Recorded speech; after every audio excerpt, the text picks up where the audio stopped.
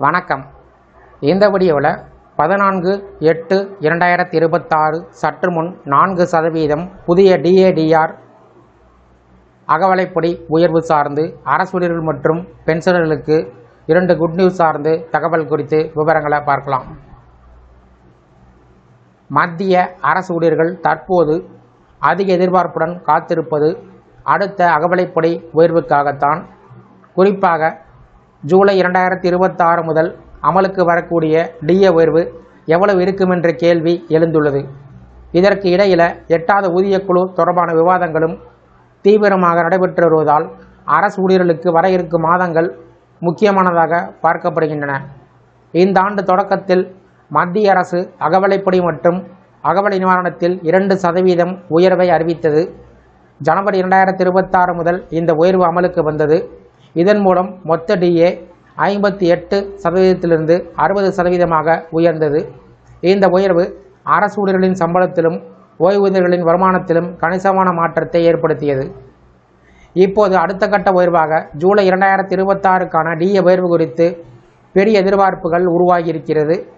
சமீபத்தில் வெளியான பணவீக்க தரவுகளே இதற்கு முக்கியமான காரணமாக அமைந்துள்ளன.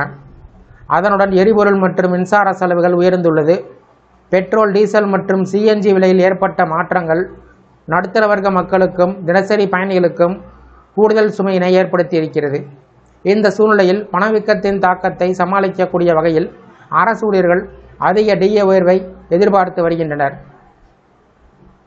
அகவலைப்படி என்பது பணவீக்கம் காரணமாக ஏற்படக்கூடிய வாழ்க்கை செலவின் தாக்கத்தை குறைக்க அரசு வழங்கக்கூடிய கூடுதல் தொகை. இது ஊழியர்களின் அடிப்படை சம்பளத்தின் 1% கணக்கிடப்படும். அதனால் அடிப்படை சம்பளம் அதிகமாக உள்ளவருக்கு அதிக அளவில் DA கிடைக்கும்.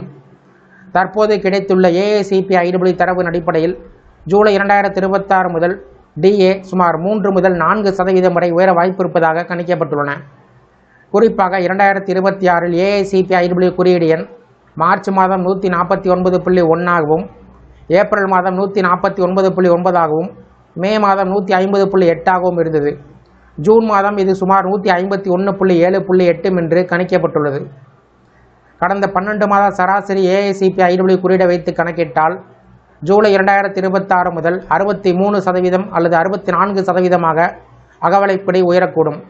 இது நடைமுறைக்கு வந்தால் மத்திய அரசு ஊழியர்களின் மாத சம்பளத்தில் மீண்டும் கணிசமான உயர்வுகள் ஏற்படும்.